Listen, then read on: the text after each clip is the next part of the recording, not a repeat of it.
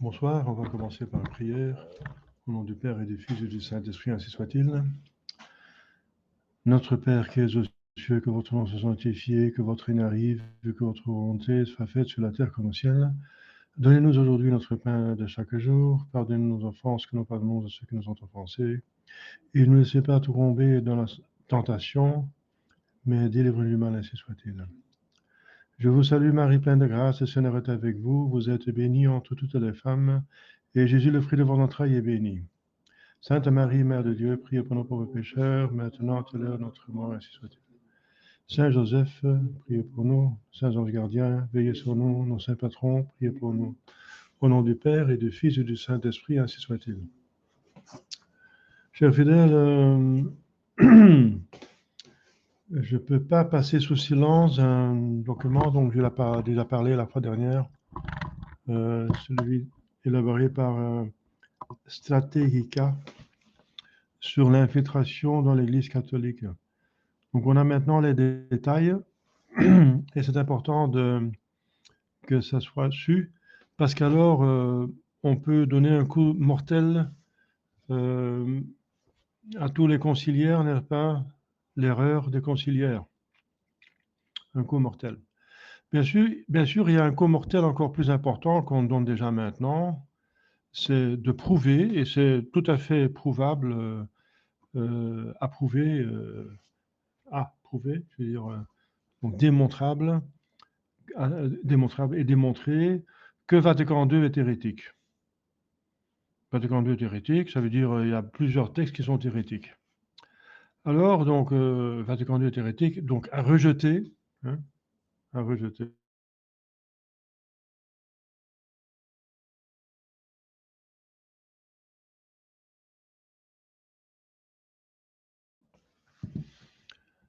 Partiellement, sinon entièrement, à rejeter. Et tous ceux qui acceptent Vatican II sont donc hérétiques. Donc, voilà. Et l'hérésie est un péché mortel qui met en dehors de l'Église. En dehors de l'Église, il n'y a pas de salut, et le péché mortel mène à l'enfer, etc., etc. Donc ça, c'est l'argumentation que nous avons jusqu'à présent, et ça suffit, normalement. Donc Vatican II est hérétique, c'est sûr. L'hérésie est mortelle, c'est sûr, et voilà. Il faut l'éviter à tout prix, c'est sûr. Voilà, donc ça, c'est une chose.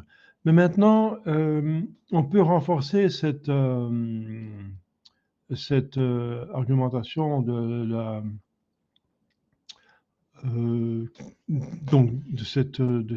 des hérésies avec les causes de cette hérésie.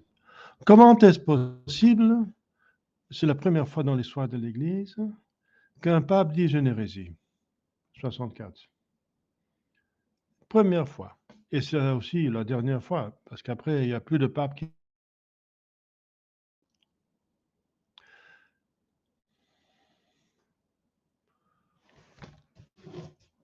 Il y a une mauvaise connexion qui recommence ici, ça va bien.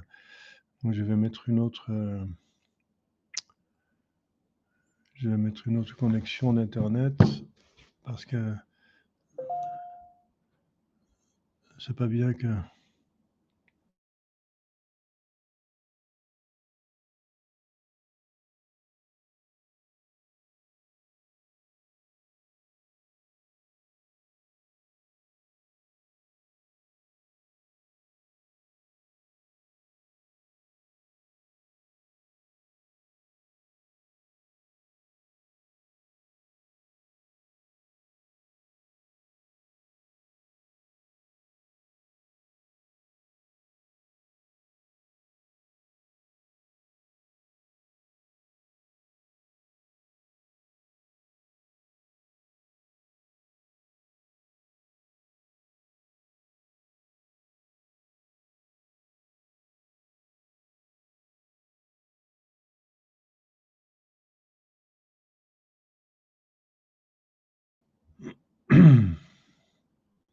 voilà, donc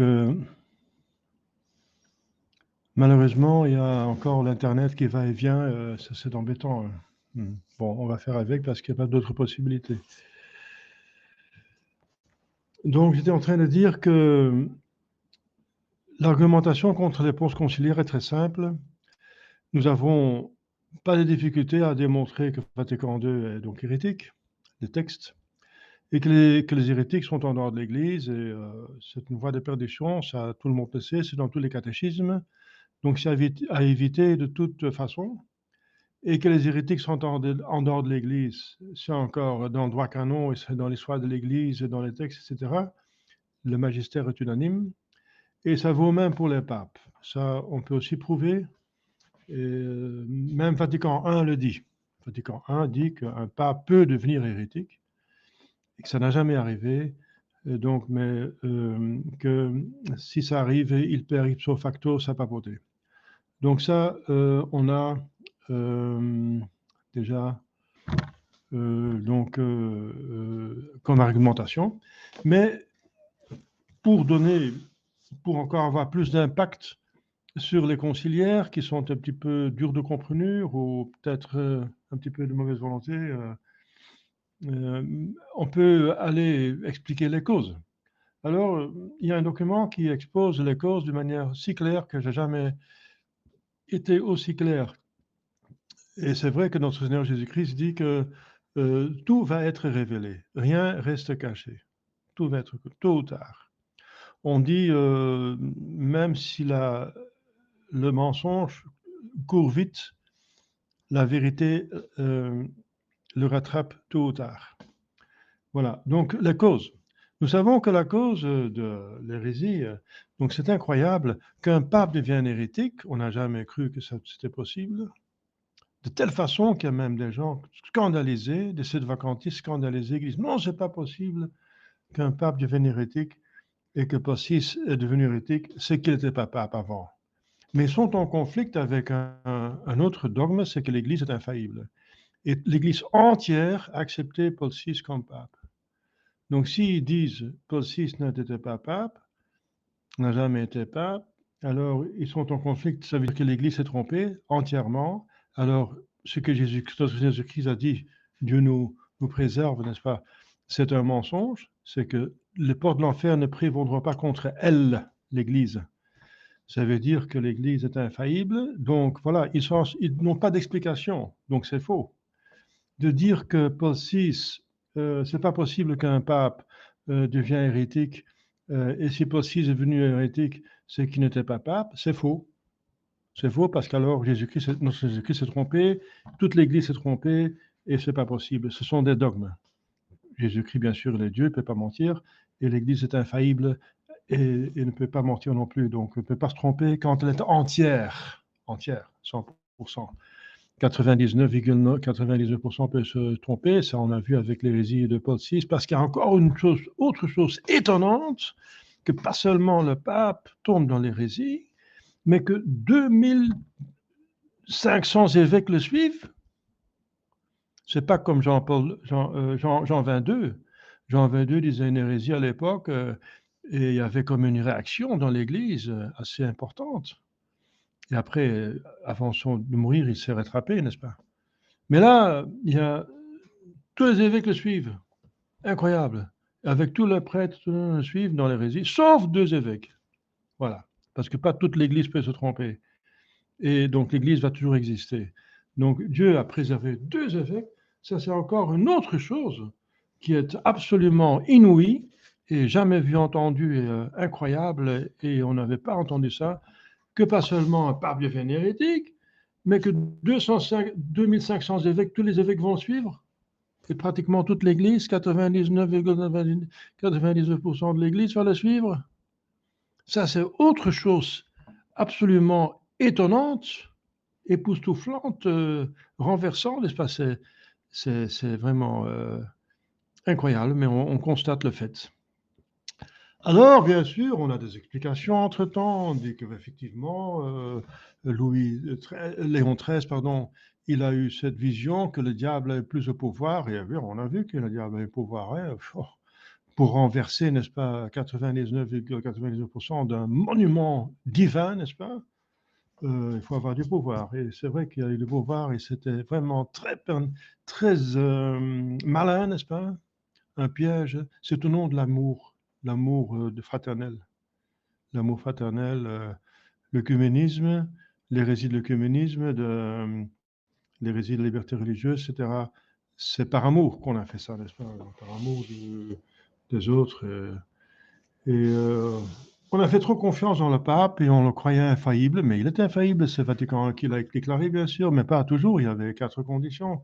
Mais on disait, oui, bon, le pape le dit, donc c'est bon, voilà, il dit dans un concile, donc s'il est infaillible, mais que le pape, enfin, Paul VI avait dit dans le concile, je ne veux pas utiliser mon infaillibilité, ça s'est passé pratiquement inaperçu. Et ensuite, il a dit aussi par charité.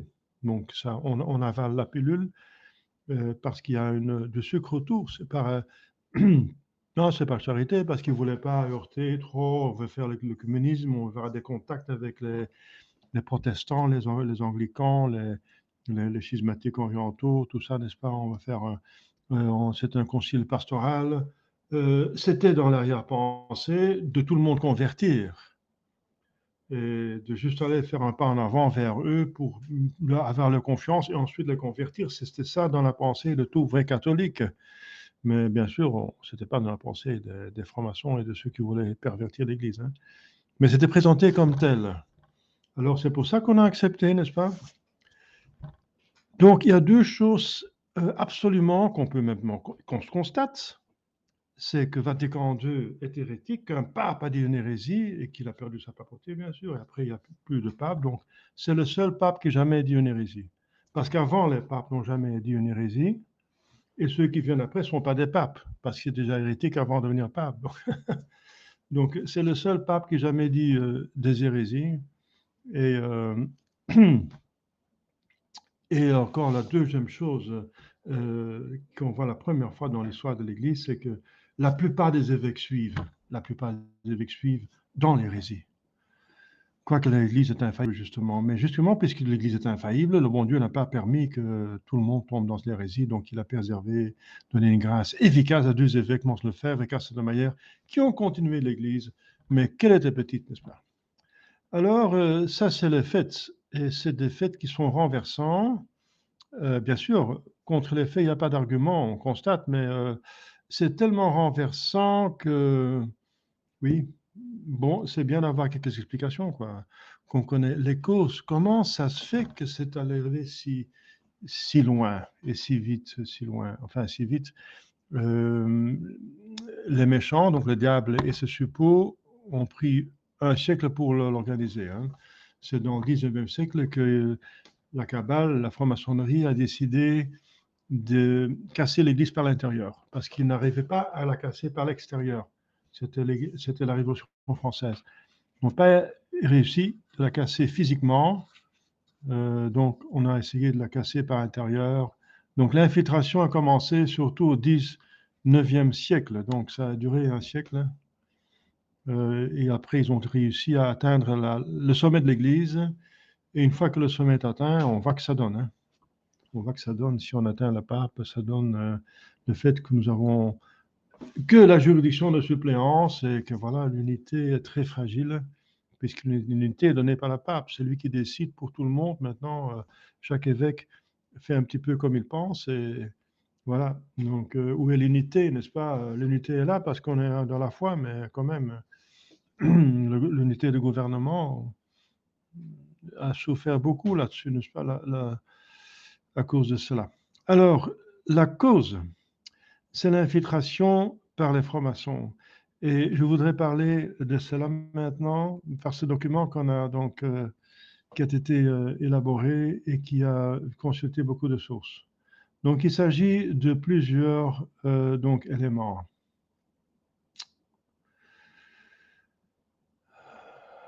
L'apostasie massive donc, qu'on constate, et qui est même dans l'Évangile, une grande apostasie, n'est-ce pas? Dans les rangs même les plus hauts membres de l'Église, enfin maintenant ils sont plus membres de l'Église, mais je parle des années 60, c'était encore l'Église hein, jusqu'à l'hérésie. Alors ils perdent leurs membres, leur attachement à l'Église par l'hérésie, mais avant, donc les hauts membres, parce que tous les cardinaux ont tombé, n'est-ce pas? tous les cardinaux, et tous les archevêques, etc. Il n'y avait que 2 évêques, comme j'ai dit, qui restaient debout, qui ont résisté à l'hérésie. Alors, donc, c'était l'œuvre d'un siècle, à peu près. Donc, alors, on voit qu'il y a plusieurs éléments qu'on a trouvés. Ça commence par le plan maçonnique, comme je viens de dire, d'infiltrer l'Église et surtout l'hiérarchie de l'Église, énoncé dans la Alta Vendita et la correspondance vaticane maçonnique témoignant d'une tentative de prise de contrôle des séminaires italiens dans les années 1960. Alta Vendita. Ensuite, il y a la liste Pecorelli. La liste Pecorelli de 1978, identifiant 120 fonctionnaires du Vatican qui étaient membres de la franc-maçonnerie, 120, y compris leur date d'entrée, leur numéro de code et leurs acronymes. Ensuite, faites des faits sur la loge maçonnique romaine Propaganda Due, le P2, et son chef Licio Gelli, en arrière-plan de la liste de Pecorelli. Ensuite, quatrièmement, l'enquête Gagnon. L'enquête faite par Monsieur Gagnon, commandée par le Vatican concernant l'infiltration des francs-maçons au sein du Saint-Siège et les circonstances entourant la mort de Jean-Paul Ier. Donc, je vous dis déjà maintenant qu'il a été assassiné. Donc, Monseigneur Gagnon va être chargé de vérifier si vraiment cette liste Pecorelli est juste. Ensuite, le travail d'infiltration pour la démasquer, n'est-ce pas, du père Luigi Villa. C'est un prêtre italien désigné par Padre Pio pour démasquer justement les formations dans le Vatican, surtout, et qui a eu l'autorisation de Pie XII, n'est-ce pas, de le faire. Donc, il a bien réussi. Donc, Père Luigi Villa, il a d'abord obtenu un doctorat en théologie pour bien savoir la différence entre la doctrine et l'hérésie, bien discerner les choses. Donc, Padre Pio l'a d'abord obligé d'obtenir un diplôme de docteur en théologie. Ensuite, il était protégé par les prières de Padre Pio pour démasquer les francs-maçons dans le Vatican. Ensuite, et en dernier, les noms notables sur la liste de Pecorelli et les dommages causés à l'Église par les prélats maçonniques. Donc, on commence par l'Alta Vendita. Un plan maçonnique élaboré. Le plan de comment infiltrer l'Église concrètement, une partie de l'Église là, donc les séminaires de l'Italie. À la fin du 19e siècle, donc, ils ont élaboré donc la franc-maçonnerie italienne, parce que Rome se trouve en Italie, donc c'est surtout les francs-maçons italiens qui se sont, les Carbonari, se sont occupés de l'infiltration de l'Église. Les Illuminati, ce sont plutôt les Allemands, s'occupent du pouvoir dans le monde, etc. Il y a donc chaque famille maçonne s'occupe de ceci ou cela. Donc le Grand Orient s'occupe de la France, l'obédience écossaise s'occupe des pays anglophones, etc. Il y a même les frères islamistes. C'est une autre loge maçonnique qui s'occupe du monde islamiste, etc. Donc, partout il y a du pouvoir, l'influence de l'argent, la franc-maçonnerie infiltre pour contrôler, pour avoir finalement le pouvoir mondial et installer son gouvernement à eux, donc prendre tout en main. Alors, donc, à la fin du 19e siècle, le document qui s'appelle l'Instruction permanente sur l'Alta Vendita. Ce document ordonnait aux membres de la loge maçonnique d'entreprendre un effort d'1 siècle pour saper l'Église catholique de l'intérieur.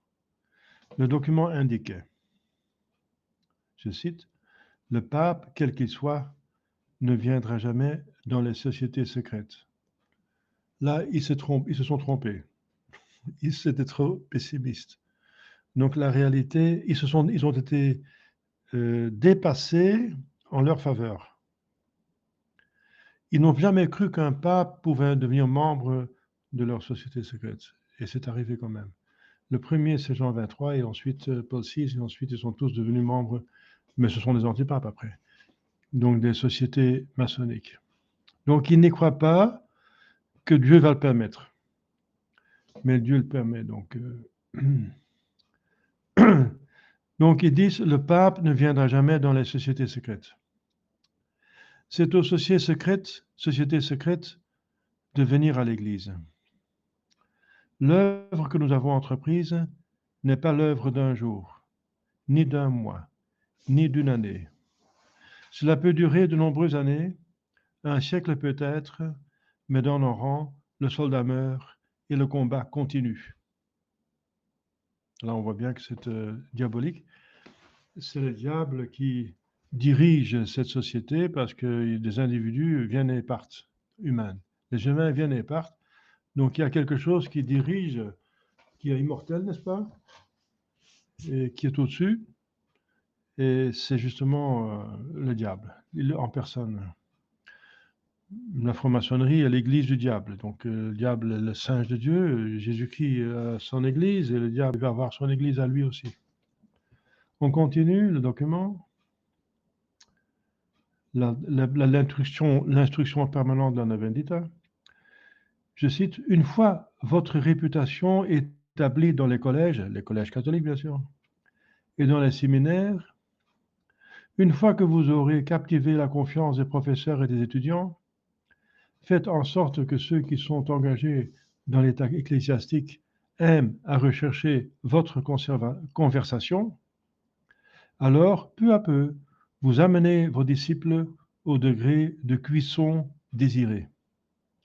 Lorsque tous les points de l'état ecclésiastique à la fois ce travail quotidien aura répandu nos idées comme une lumière, alors vous apprécierez la sagesse du conseil dont nous prenons l'initiative.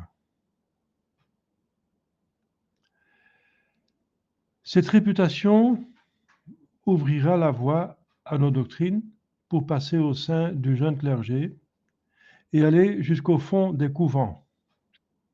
Dans quelques années, le jeune clergé aura, par la force des choses, envahi toutes les fonctions.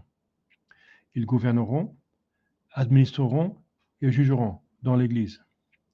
Ils formeront le conseil du souverain, les cardinaux et les curies, les dicastères à Rome.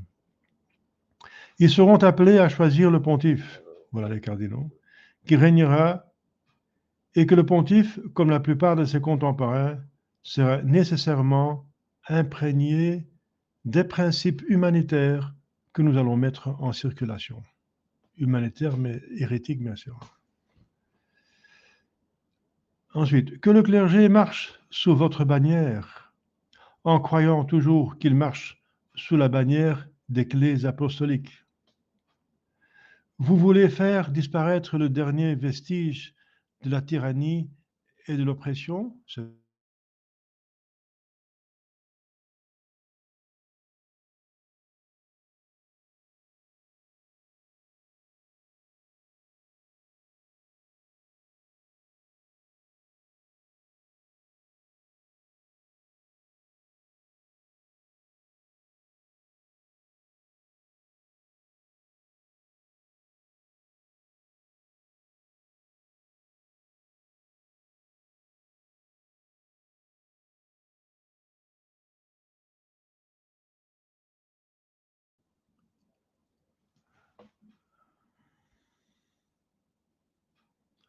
Voilà, donc il y avait encore un problème d'Internet.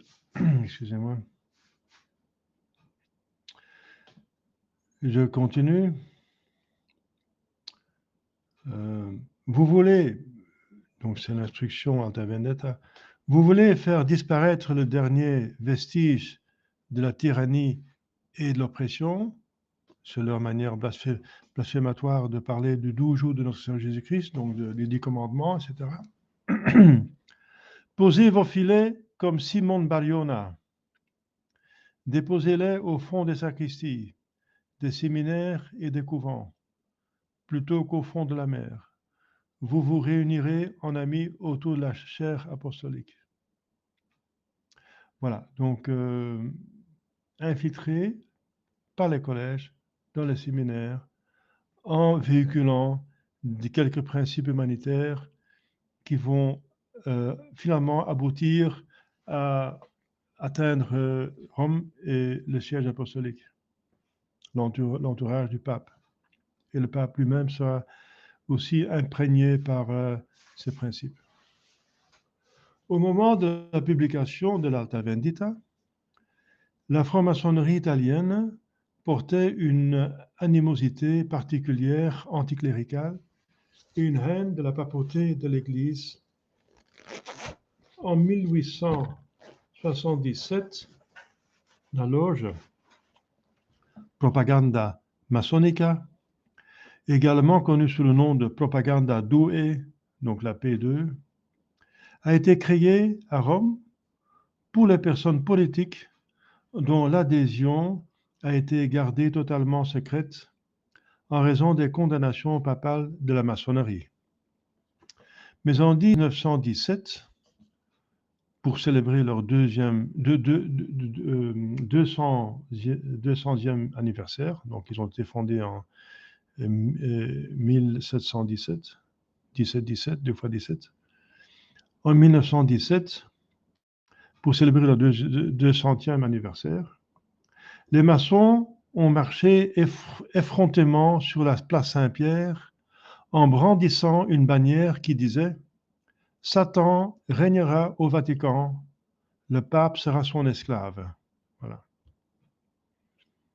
Et c'est alors que la Sainte Vierge apparaît en 1917, n'est-ce pas, à Fatima. Plusieurs décennies plus tard, suite aux incitations de l'Alta Vendita, les francs-maçons en Italie ont commencé à exécuter un plan concret pour saper l'Église de l'intérieur. En 1961, le président de la commission pontificale pour le patrimoine culturel de l'Église, Monseigneur Francesco Marchisano, qui portait le nom de code maçonnique Frama, Francesco Marchisano, donc Frama, écrivit 3 lettres au grand maître du Grand Orient d'Italie, le GOI, Grand Orient d'Italie, concernant un projet sur les séminaires sacerdotaux dans les régions italiennes du Piémont et de la Lombardie, plutôt du nord de l'Italie. Les séminaires de Trente donc, de Turin et Udine, c'est donc le nord, ont été identifiés comme les lieux idéaux pour la tentative, où un bon nombre d'autres francs-maçons étaient connus pour s'être déjà infiltrés, comme professeurs par exemple. Les lettres ont été obtenues et publiées en septembre 2002 par le père Luigi Villa, donc l'homme désigné par Padre Pio pour démasquer la franc-maçonnerie, dans un dossier intitulé An Appointment Scandal. Et encore en septembre 2019, dans la revue fondée par le père Villa, Chiesa Viva. Donc c'est toujours sur Internet, ils ont un site sur Internet avec leurs documents Chiesa Viva, ça veut dire l'église vivante en italien. Et il y a des traductions en plusieurs langues, en français entre autres. La publication de 2002 est venue en réponse à la nomination de Marcisano au poste de vicaire général de la Cité du Vatican et de président des œuvres de San Pietro. Villa, donc le père Villa, avait précédemment exposé les données complètes d'enregistrement maçonnique de Marcisano en juin 1981 à Chiesa Viva, donc dans son bulletin et son site internet. Les lettres de Monseigneur, donc Marcisano, au grand maître se lisent comme suit. 23 mai 1961. Vénérable et illustre grand maître, avec une grande joie, j'ai reçu par F. Mappa, Mappa c'est Monseigneur Pascal et Macchi, secrétaire du pape Paul VI, j'ai reçu par F. Mappa, par frère Mappa donc, votre tâche délicate. Organisez tranquillement dans tout le Piémont et la Lombardie un plan de destruction des études et de la discipline dans les séminaires. Je ne nie pas que la tâche est immense et j'ai besoin de nombreux collaborateurs, notamment parmi le corps enseignant. Vous devriez m'informer afin que je puisse les approcher dès que possible avec quelques tactiques d'étude. Je réserve des communications plus précises après une rencontre et un entretien personnel avec Mappa. En attendant, veuillez accepter mes salutations priantes. Frama. Donc, Frama, c'est donc Marcisano. Hein. Ensuite, un vénérable grand maître du GO, remis en main propre, 12 septembre 61, illustre et révérend grand maître.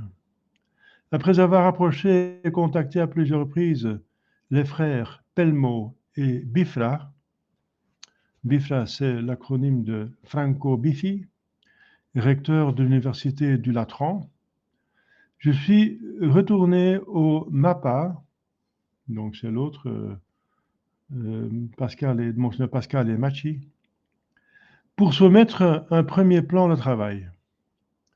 Il recommande de commencer par la désintégration du curriculum, donc c'est l'itinéraire, en faisant pression sur nos fidèles professeurs, donc déjà francs-maçons, car avec une nouvelle mise à jour des sujets de pseudo-philosophie et de pseudo-théologie, ils jetteront la semence chez les étudiants, désormais assoiffés de nouveautés. Donc déjà, de fausse philosophie. Ainsi, le bouleversement disciplinaire sera une simple conséquence qui se produira spontanément, sans que nous ayons à nous en occuper.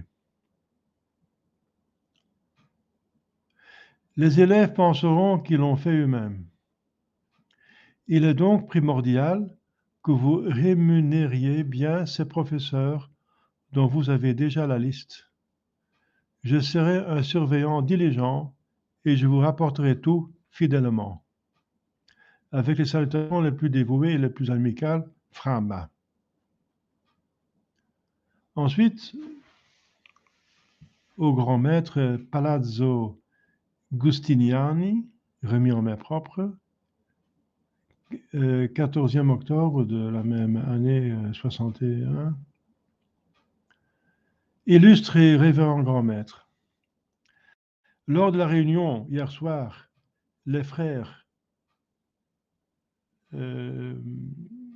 francs-maçons Pelmo, Mappa, Bifra, Salma. Salma, c'est l'acronyme de Salvatore Marsili. C'est un bénédictin abbé de Finalpia.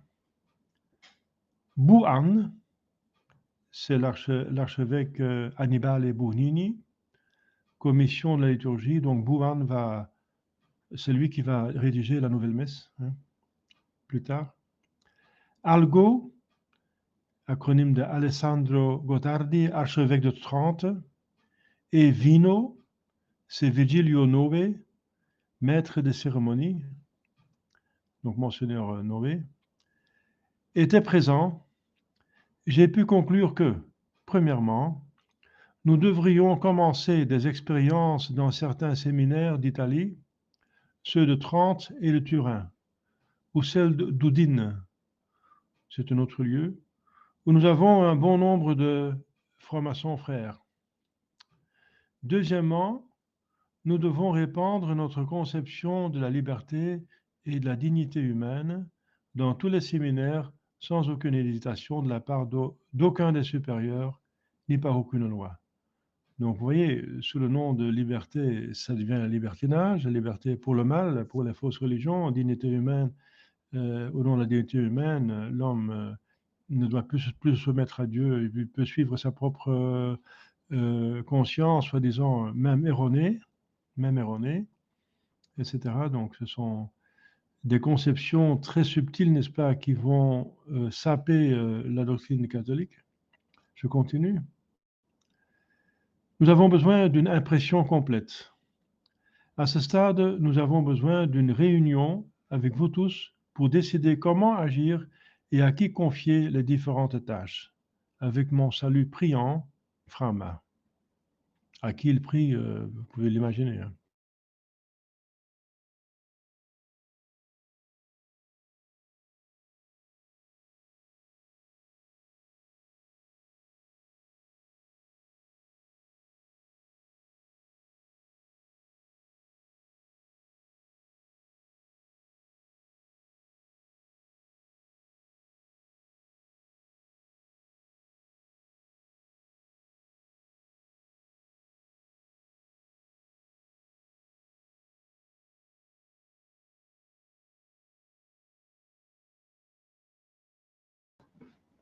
Voilà, après cette interruption Internet, on continue. Avec la liste Pecorelli. 120 fonctionnaires du Vatican nommés francs-maçons. Le 12 septembre 1900,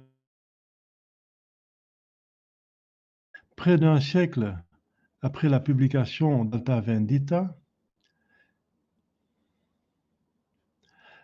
et à peine 2 décennies après le lancement du complot visant à reprendre les séminaires italiens, l'avocat et journaliste d'investigation italien Carmine Minor Pecorelli, directeur d'une agence de presse et d'un journal spécialisé dans les scandales politiques et les crimes, l'Osservatorio Politico, a publié une liste de cardinaux, d'évêques et de prêtres du Vatican de haut rang qu'il a identifiés comme membres de loges maçonniques.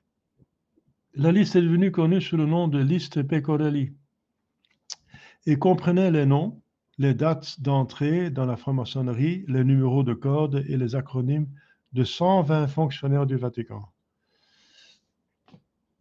Pecorelli lui-même appartenait à la loge maçonnique romaine Propaganda Due, P2, qui a été découverte par la police italienne comme ayant des membres de haut rang de presque toutes les branches du gouvernement du pays, y compris la défense nationale. Une enquête officielle a mis au jour les listes de membres regroupés par bureau politique, tous sous la coupe de Licio Gelli, vénérable maître de la loge maçonnique. On ne saura peut-être jamais pourquoi Pecorelli, pourquoi il a publié une liste de membres de haut rang du Vatican qui, selon lui, comptait également parmi les francs-maçons, parce que lui-même était franc-maçon. Est-ce de la calomnie? Est-ce pour discréditer l'Église? Ou est-ce que parce que sa liste aurait juste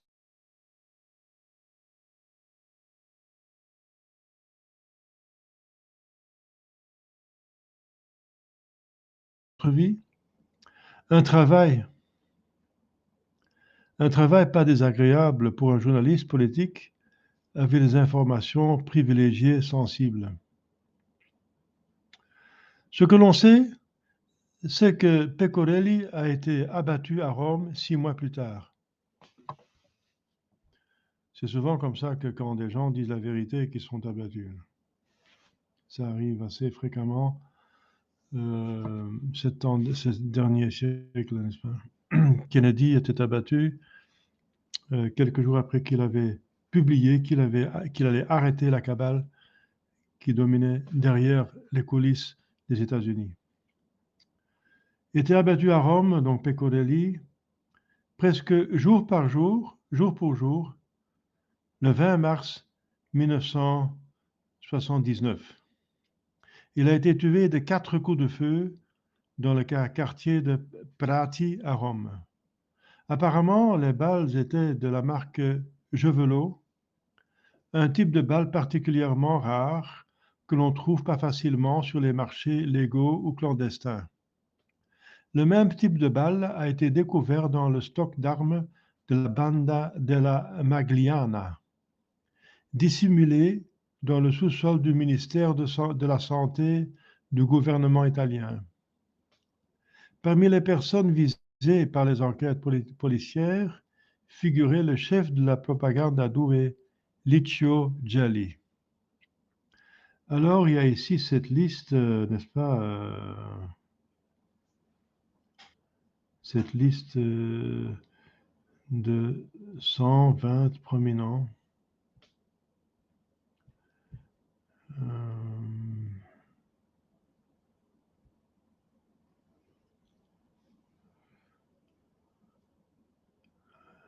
Cette liste est prise en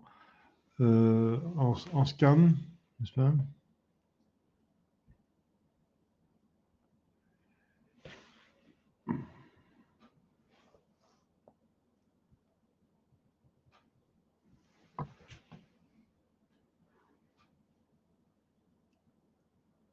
Oui, il y a tous des noms il y a des noms qu'on connaît, qu'on ne connaît pas.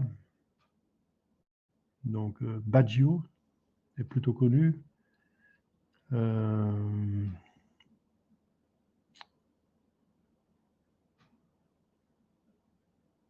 Burnini,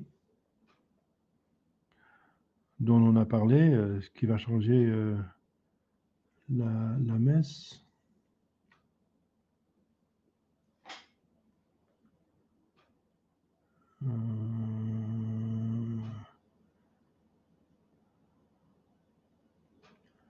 Des noms connus, je cherche des noms connus parce que sinon ça n'a pas beaucoup d'importance pour vous. Voilà, Marchesano, bien sûr, on en a parlé. Il figure aussi.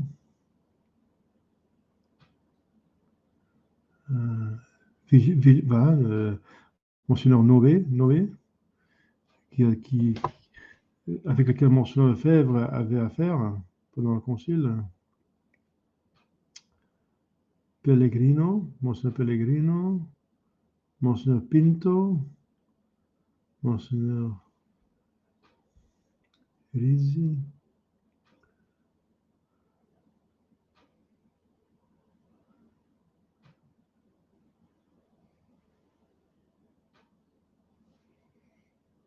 Voilà, Monseigneur Sunens, voilà, c'était le cardinal de la Belgique. Il est sur la liste. Voilà. Vio, le grand ennemi de Monseigneur Lefebvre qui va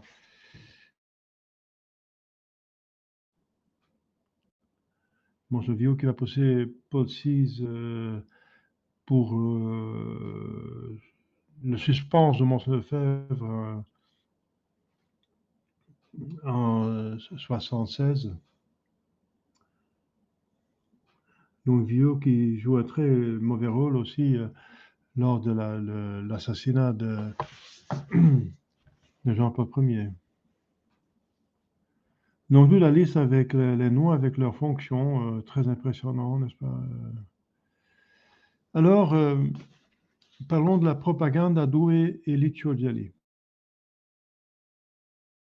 Joint la franc-maçonnerie italienne que quelques années auparavant, en 1965. Cependant, il a rapidement accédé à un rôle d'une puissance incroyable au sein de la maçonnerie et en Italie lorsque, en 1970, Lino Salvini, alors grand maître de la Grande Loge d'Orient d'Italie, a chargé Gelli de restructuration de la Propaganda Due Loge de Rome, dont il devint le vénérable maître en 1975. Cette loge, fondée à l'origine en 1877, pour les politiciens romains, dont l'appartenance à la maçonnerie devait être tenue totalement secrète en raison de leur fonction publique et de la proximité de la papauté qu'il avait interdite, n'est-ce pas, la franc-maçonnerie, qui donnait une excommunication automatique, s'éleva de seulement 14 membres au milieu des années 1960 à près de 1000 membres à la fin des années 1970 sous la direction de Gelli. Le 17 mars 1981, la police italienne a fait une descente au domicile de Gelli dans le cadre d'une enquête sur l'enlèvement présumé du banquier sicilien Michele Sindona. Les autorités ont découvert la liste de 962 membres de la loge maçonnique Propaganda Due.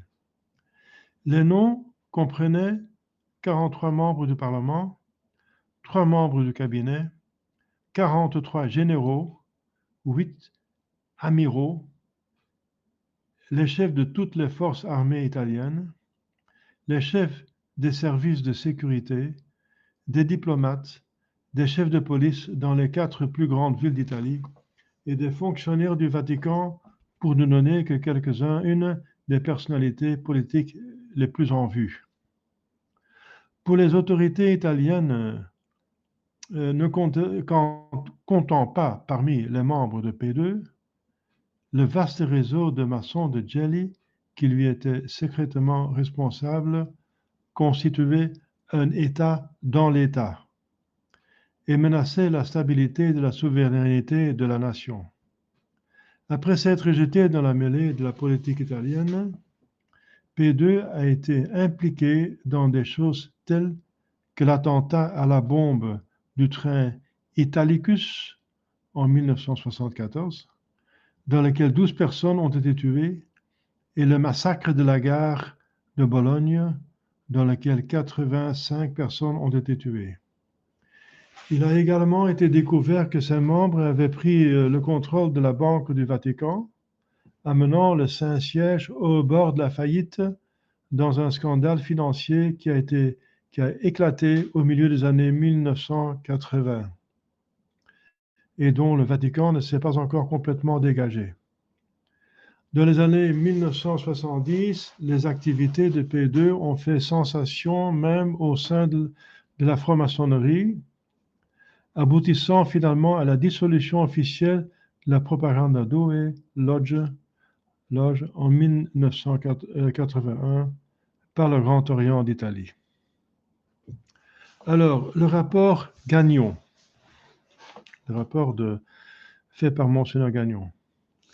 Simultanément à la publication de la liste Pecorelli dans l'enceinte du Vatican, les conclusions d'un audit officiel, ça veut dire un contrôle sur le fonctionnement, le bon fonctionnement, d'un audit officiel de 3 ans de tous les bureaux du Saint-Siège, mené par Monseigneur Édouard Gagnon, concernant des allégations selon lesquelles certains prélats et clercs de la curie romaine étaient secrètement membres de la franc-maçonnerie, ont été présentés en personne au pape Jean-Paul Ier. Enfin, pape, antipape déjà, n'est-ce pas?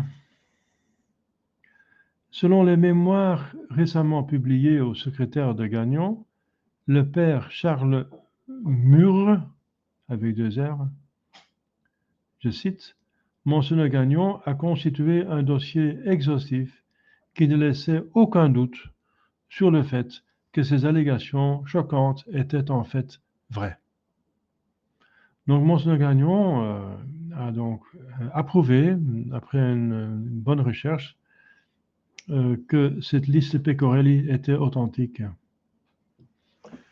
L'enquête de Gagnon sur la franc-maçonnerie au sein de la curie romaine avait été officiellement commandée par Paul VI en réponse à l'accusation particulière selon laquelle deux prélats de haut rang étaient des francs-maçons, c'est-à-dire Annibale et Bugnini, et c'est très compromettant parce que c'est lui justement qui avait rédigé la Nouvelle Messe, et Sébastien Baggio. Bugnini était en charge de la commission pour la réforme de la liturgie, comme je viens de dire, pas seulement la messe, mais aussi le bréviaire, etc., et le rituel, et le pontifical, etc., tous les livres de liturgie latine, à la suite du Concile Vatican II, qui a produit, comme on vient de dire, le Novus Ordo Missale Romanum, le missel, la nouvelle messe abominable, n'est-ce pas, qui pêche mortellement par omission du caractère sacramental pour pour avoir une consécration valide, n'est-ce pas? Entre autres. Baggio, lui, était préfet de la congrégation pour les évêques, responsable de la nomination et du choix des évêques dans tout le monde catholique. Deux francs-maçons. Entre autres. Hein.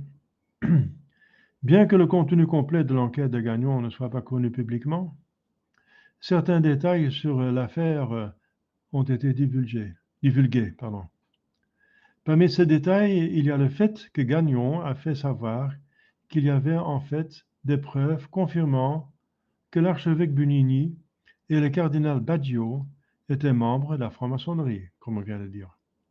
Ces preuves comprenaient l'authentification de documents par Interpol, donc l'Organisation internationale de la police criminelle, chargée d'enquêter sur les crimes internationaux.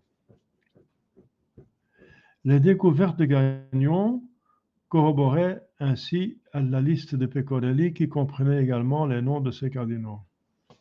À la suite de l'enquête de Gagnon, Bugnini a été envoyé dans les dernières années de sa vie en Iran en tant que nonce apostolique, où il ferait ostensiblement le moins de mal à l'Église, étant donné la rareté des catholiques en Iran et l'interaction presque inexistante entre le Saint-Siège et le gouvernement islamique iranien. Donc Paul VI est obligé d'éloigner Bugnini du Vatican. Baggio, cependant, s'est avéré plus difficile à éliminer. En fait, il restera à la tête de la congrégation pour les évêques jusqu'en 1984, plusieurs années après le pontificat de Jean-Paul II, occupant un mandat, enfin, disons de l'antipape Jean-Paul II, occupant un mandat de 12 ans à ce poste. La durée de son mandat contribuerait considérablement au mal incalculable causé à l'Église par ce faiseur de roi épiscopal maçonnique. En prenant du recul, quelques faits frappants sur le pontificat d'un mois de Jean-Paul Ier soulèvent la question de la profondeur des complots maçonniques au sein du Vatican. Le 12 septembre 1978, Pecorelli a publié sa liste des fonctionnaires du Vatican qui étaient membres de la franc-maçonnerie. En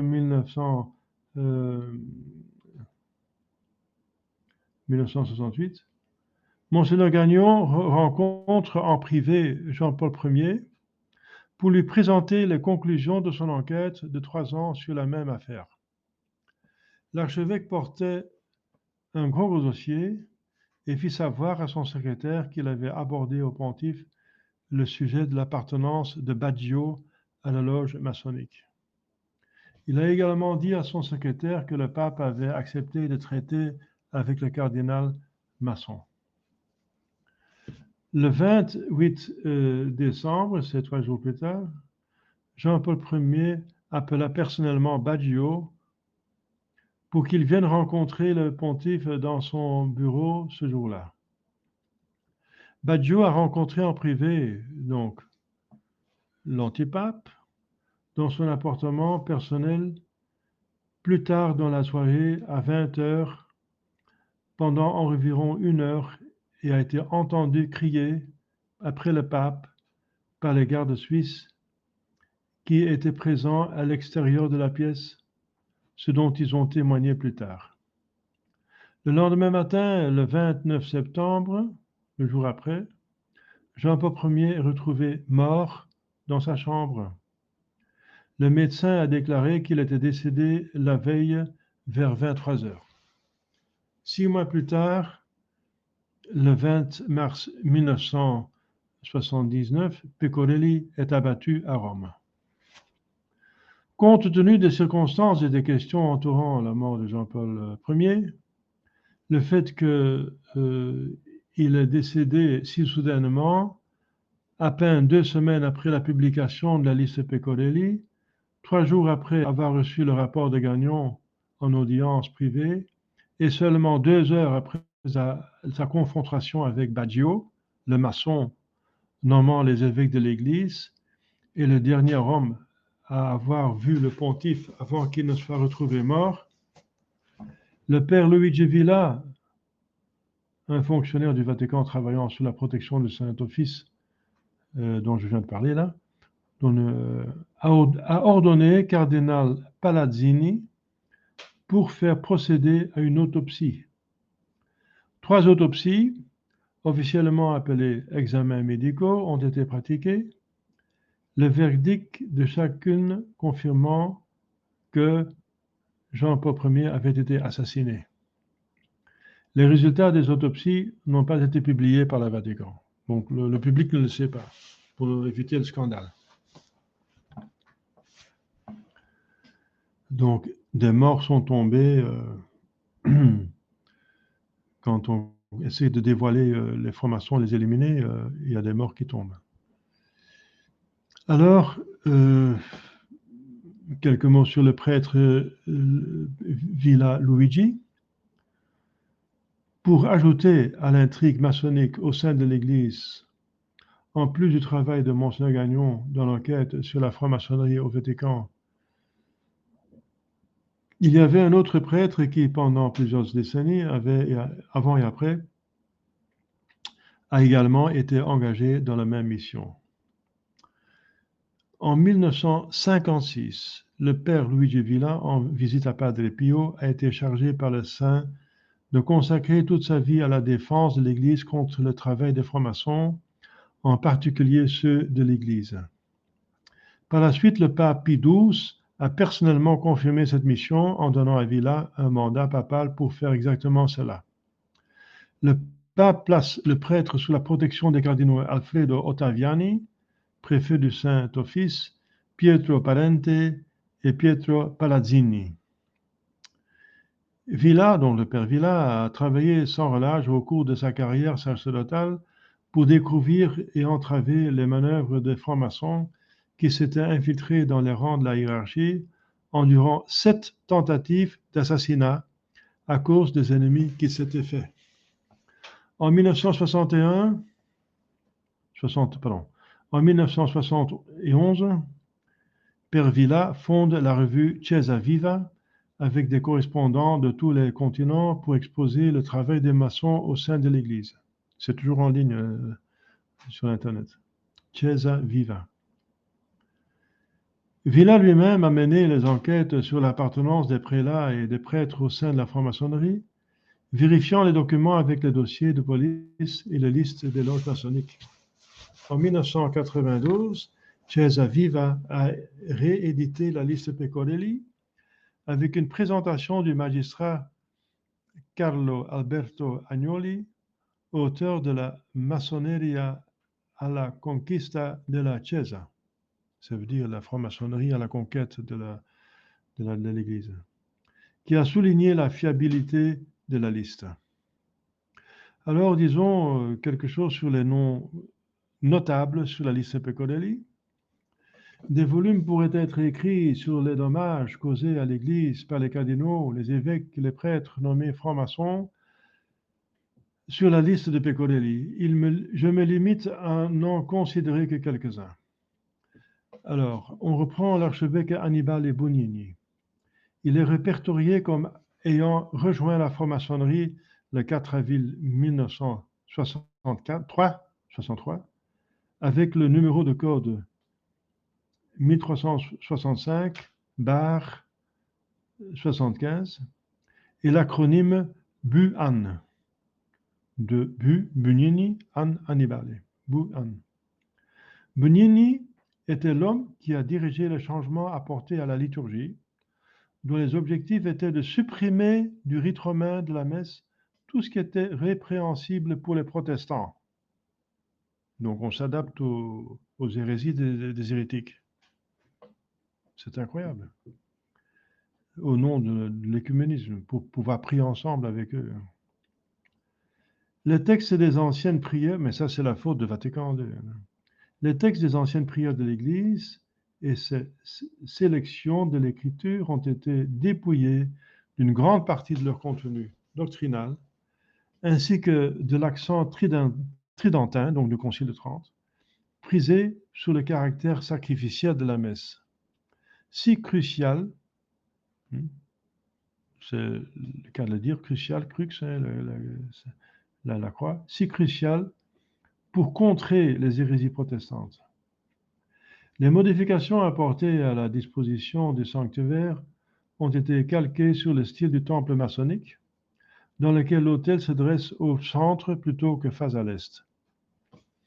Les connotations anthropocentriques notées de la liturgie Novus Ordo et les virages drastiques vers une libéralisation de la doctrine et de la pratique dans l'Église, qui a accompagné les changements liturgiques de la messe, sont le fruit sans surprise du travail d'un franc-maçon autorisé à changer sans scrupule à volonté tout ce qu'il voulait et croyait pouvoir imposer impunément à toute l'Église latine. Tout aussi dommageable pour l'Église a été le long mandat du cardinal Sebastian Baggio dans son rôle de préfet de la congrégation pour les évêques, ce qui a fait de lui une sorte de marionnettiste maçonnique. Selon la liste de Pecorelli, Baggio s'est inscrit à la loge maçonnique le 14 août 1957 avec le numéro de code 85 2640 et l'acronyme SEBA. SEBA. Donc Sébastien Baggio, SEBA. En 1962, il a été nommé préfet de la congrégation pour les évêques, après que le cardinal Jean Viaud, également répertorié par Pecorelli comme maçon, et qui était à l'époque secrétaire d'État sous Paul VI, ait fait pression pour que Baggio soit nommé à ce poste.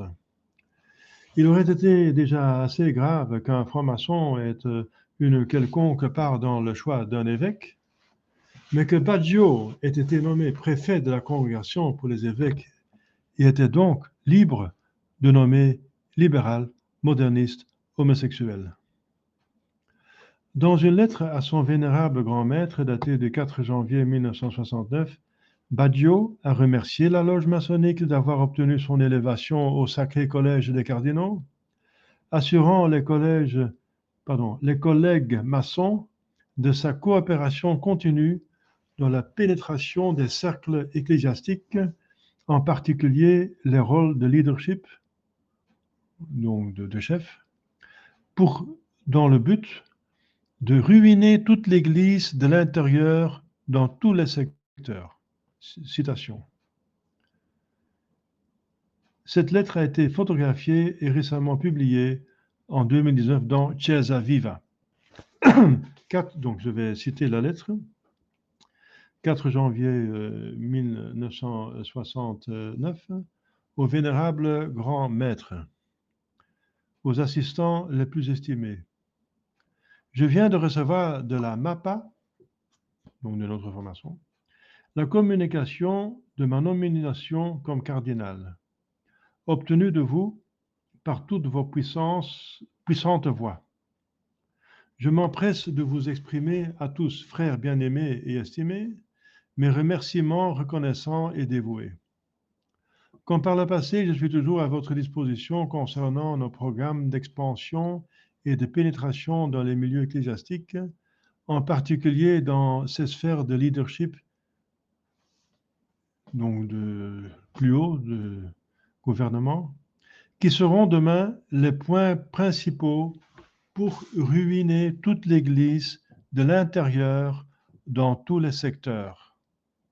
Avec une fidélité renouvelée, VF vous souhaite la bienvenue. Sébastien Baggio. Voilà. Voilà. Qu'est-ce qu'il faut encore chercher? Ruiner toute l'Église de l'intérieur dans tous les secteurs. C'est ce qu'on voit maintenant. Il reste une petite quantité, mais voilà. Parce que l'Église est indéfectible, infaillible. Le bon Dieu a fait en sorte que l'Église continue, mais avec une petite quantité. Hein. Donc là, ruiner toute l'Église, ça veut dire, façon de parler, disons 99,99%, c'est déjà beaucoup. Hein. Donc c'est pratiquement tout. Voilà. Pour ajouter l'insulte à l'injure à l'épouse du Christ et assurer la retraite totale de l'arrière-garde des évêques orthodoxes, donc ça veut dire de droite foi, pas les schismatiques orientaux. Hein. Orthodoxe, ça veut dire de foi droite. Hein. Donc des évêques, des bons évêques dans l'Église. C'est pendant le règne de Baggio, en tant que faiseur d'évêques, que l'âge de la retraite de 75 ans a été fixé pour la première fois dans l'histoire de l'Église. L'effet immédiat de la nouvelle législation a été que de nombreux sièges épiscopaux à travers le monde sont devenus vacants lorsque les évêques de plus de 75 ans ont remis leur lettre de démission.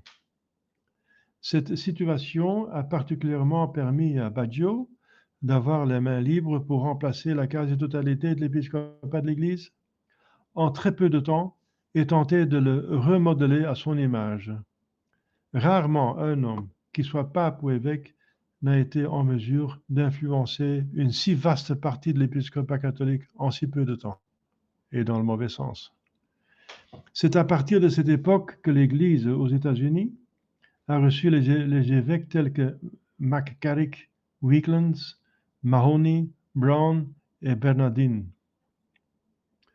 Ces crimes et les péchés de ces hommes comprennent le viol homosexuel, une liaison homosexuelle, les abus sexuels sur mineurs, la dissimulation de prêtres violents, la défense des femmes prêtres, un militant piétinant la musique et la liturgie traditionnelle de l'Église, l'interdiction aux catholiques de s'agenouiller devant le sacrement de la Sainte Communion et l'édulcoration de l'enseignement de l'Église sur le caractère sacré de la vie humaine pour l'enfant à naître, pour ne mettre que quelques péchés et scandales à leur nom. Parmi les autres personnes nommées sur la liste de Pecorelli figure le cardinal Vio, secrétaire d'État du Saint-Siège sous Paul VI, qui a agi comme une sorte de patron de Baggio, le faisant nommer à la congrégation pour les évêques. Aussi, c'est donc Vio qui a poussé donc cette nomination. Également nommé était l'évêque Paul Marcinkus, chef de la Banque du Vatican, qui a rejoint la maçonnerie le 21 août 1967 avec le numéro de code 43/649 et l'acronyme MARPA.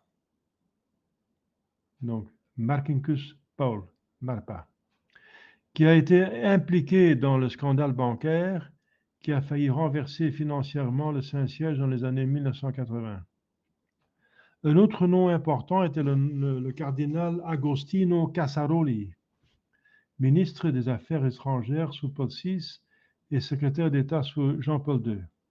Casaroli est entré dans la maçonnerie le 28 septembre 1957 avec le numéro de code 41-076 sous l'acronyme CASA. C'est Casaroli qui était responsable de l'attitude ouverte du Vatican envers les communistes pendant le pontificat de Paul VI, une politique appelée Ostpolitik, qui a conduit Paul VI à destituer le cardinal József Mindszenty comme primat de Hongrie, entraînant la création d'une église d'État sous le contrôle des dirigeants communistes hongrois. Cette politique a ensuite été rejetée par Jean-Paul II, venant comme il l'a fait de derrière le rideau de fer, mais le mal à l'Église en Europe de l'Est avait déjà été fait. Maintenant, de peur que l'on pense que les maçons nommés sous la liste de Pecorelli appartiennent au passé, il faut souligner qu'au cours de la dernière décennie, des noms sur la liste continuent d'apparaître dans les événements du Vatican. Un seul de ces cas est Monseigneur Pio Vito Pinto, que Pecorelli a identifié comme étant entré dans la maçonnerie le 2 avril 1970, avec le numéro de code 3317-42 et l'acronyme PPV, PPV, Pio Vito Pinto. Pinto a régné en tant que doyen de la plus haute cour de l'Église, la Rote romaine, de septembre 2012 à mars 2021, faisant la une des journaux lorsqu'il a pris sur lui de critiquer les 4 cardinaux qui avaient soumis la Dubia au pape François, l'antipape François. Dubia, ça veut dire des doutes sur la foi, s'il avait des doutes sur ce qu'il avait dit, si c'était hérétique, n'est-ce pas? Une accusation d'hérésie de l'antipape François. Concernant son enseignement dans Amoris Laetitia sur l'admission des divorcés remariés à la Sainte Communion. Comme cela devrait être clair pour quiconque examine les faits entourant la liste de Pecorelli, la franc-maçonnerie est certainement entrée dans les murs du Vatican il y a au moins plusieurs décennies. Une vérification complète de la liste, bien que difficile, est certainement possible, étant donné la saisie par la police des documents de Licio Gelli, notamment tous les membres de la loge maçonnique de Rome, Propaganda Due. Le rapport de Monseigneur est également inédit dans les archives du Vatican. À ces sources s'ajoutent les enquêtes menées par le père Luigi Villa, comme on l'a dit déjà. Alors, avec les prélats italiens tels que l'évêque Francesco Sodù de Terni, qui ont récemment prétendu assister publiquement à l'inauguration d'une nouvelle entrée à la loge maçonnique du Grand Orient d'Italie, une nouvelle enquête sur la franc-maçonnerie dans les rangs de la hiérarchie de l'Église se fait. Ce n'est qu'alors que les dommages de la maçonnerie a causé et cause au corps de Christ commenceront à être mis en lumière. Mais moi, je ne suis pas tout à fait d'accord avec cette dernière conclusion parce que ce n'est plus l'Église. C'est à partir de ce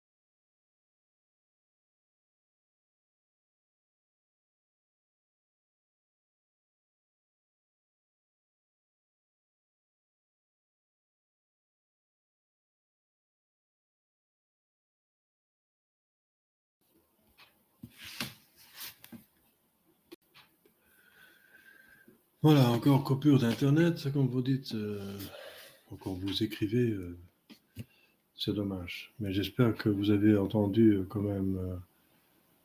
Est-ce que vous avez entendu le texte convenablement? J'espère.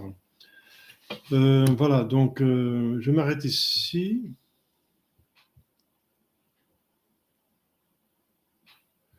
Voilà, donc pour nous c'est intéressant comment l'infiltration a cassé l'Église pour connaître les causes, mais que ça continue. Il s'occupe maintenant de l'anti-Église, de ce qui est déjà hérétique. Il continue à la contrôler, à désintégrer tout ce qui est encore catholique dans la secte conciliaire. Voilà. Donc, un petit peu de données, des faits prouvés, des prêts prouvés de l'infiltration dans l'Église. Donc, la liste Pecorelli, confirmée par le rapport Monseigneur Gagnon. Et avec quelques personnages, avec ce qu'ils ont fait en particulier, Benigni a cassé la messe, le plus saint de l'Église, et Baggio a cassé l'apostolique, la note apostolique, les évêques, n'est-ce pas? Il a nommé des indignes, et ça c'est donc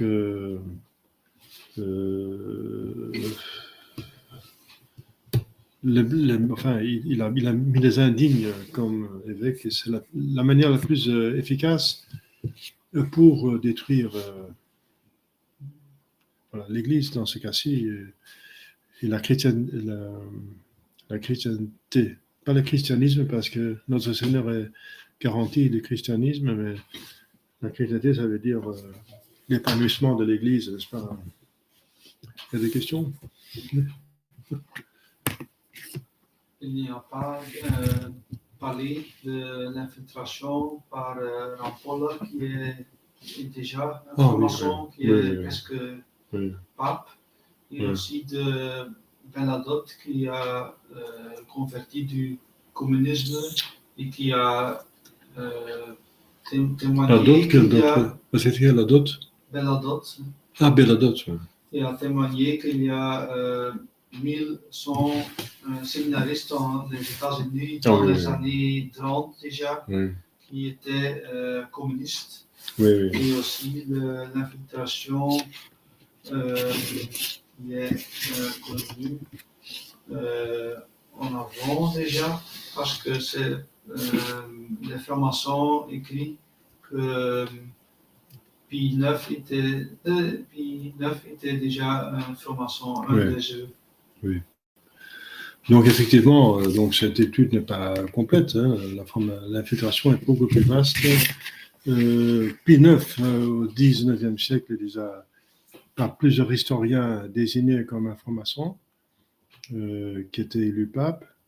Mais une fois que pape, donc ce qui est avoué donc c'est nié par d'autres historiens. Hein. Mais ce que tous, ils acceptent tous, c'est qu'il était libéral. Mais s'est converti en tant que pape, et il est devenu un très bon pape, et il a même condamné infailliblement les erreurs modernes. Par contre, à coup, là, il est le syllabus.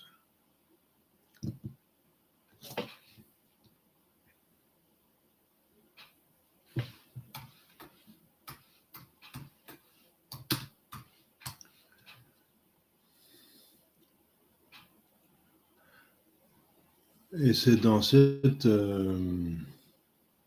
époque, donc, et c'est le même pape Pie IX, le même pape Pie IX, qui fait encore une autre chose incroyable, n'est-ce pas, magnifique, il convoque le Concile Vatican I, qui déclare le dogme de l'infaillibilité pontificale. Voilà. Un concile qui se tient pendant 1 an parce qu'il doit s'arrêter à cause de la guerre franco-allemande, franco-prussienne de 1870. Donc un pape très important, n'est-ce pas, qui était au début libéral, mais vous savez qu'il y a beaucoup de prêtres dans l'Église catholique, des centaines de milliers, et tous les jours il célèbre la messe et tous les jours il prie pour le pape. Donc le pape reçoit beaucoup de grâce et voilà. Certainement cette grâce l'a aidé de se convertir. Donc déjà Pie IX était franc-maçon ou moins libéral, donc cette infiltration n'a pas abouti parce que la grâce a intervenu. Ensuite, une autre infiltration qui est à peu près prouvée, mais encore controversée, mais acceptée par la plupart, c'est que à la mort de Léon XIII, n'est-ce pas, il y avait le conclave, et que dans ce conclave, on avait choisi, c'est en 1903, voilà, le conclave 1903, a choisi Rampolla. Rampolla qui était, selon les données de l'empereur d'Autriche, un franc-maçon, et qui posait son veto. Et il avait le droit encore de veto, l'empereur. Et donc, à ce moment-là, ils ont refait l'élection et ils ont élu Joseph Sartor, donc, qui va devenir le saint pape Pie X, heureusement. Et la franc-maçonnerie va dire encore notre infiltration est remis à 60 ans plus tard. Mais effectivement, à peu près 60 ans plus tard, c'est 63. Effectivement, à 163, Paul VI est élu et après, c'est lui qui va détruire l'Église. Jean 23 le prépare, mais c'est Paul VI qui va le faire. Donc, effectivement, bon, on va connaître encore plus de détails, hein, donc, mais voilà. C'est quand même bien d'avoir des fêtes, n'est-ce pas, pour vous-même, pour être certain que vous êtes dans la bonne voie, qu'on a pris la bonne voie, n'est-ce pas, que la toute petite partie qui est restée, c'est la vraie Église, et qu'une plus grande partie, n'est-ce pas, est devenue donc pourrie, n'est-ce pas, infiltrée, cassée par la franc-maçonnerie, par le diable. Donc on a maintenant l'épreuve. Donc parce qu'on accusait Monseigneur Lefebvre de désobéissance, n'est-ce pas, insoumission, tu te traites d'Athanase, etc. Etc. Il était insulté de toute façon. Mais maintenant, on a la preuve que c'est la bonne décision, qu'effectivement, c'est vrai. Tout ce qu'on pensait, et on avait une certitude morale, mais pas scientifique, mais maintenant, la certitude scientifique. C'est beaucoup plus fort. Et avec ça, on peut convaincre les gens qui ont encore des hésitations, éventuellement. Après tant de temps, s'ils n'ont pas encore convaincu qu'il y a des formations à Vatican II, sont durs de contenir. Mais en tout cas, nous avons les arguments les plus forts maintenant pour prouver que ce qui se présente maintenant comme l'Église catholique n'a rien à faire avec notre Seigneur Jésus-Christ et avec le bon Dieu et avec l'Église catholique. Voilà, donc c'est important. Mais malheureusement, l'infiltration est allée plus loin. Selon un franc-maçon que j'ai moi-même pu baptiser, n'est-ce pas, à Londres, je peux vous dire son nom, il vit toujours, j'ai contact avec lui, qui était déjà dans le 24e degré. Il m'a dit, la fraternité Saint-Pédis est devenue trop importante pour ne pas être infiltrée. Donc l'infiltration continue, le diable continue à s'attaquer à la vraie Église. Donc la vraie Église continue avec ces deux évêques, Monseigneur Lefebvre et Casse de Mayer. Et donc encore infiltré, n'est-ce pas? Le diocèse de Monseigneur Casse de Mayer est totalement récupéré par Vatican II. Donc, il s'est récupéré. Donc, l'œuvre a été détruite de Monseigneur Casse-de-Mayer après sa mort. La fraternité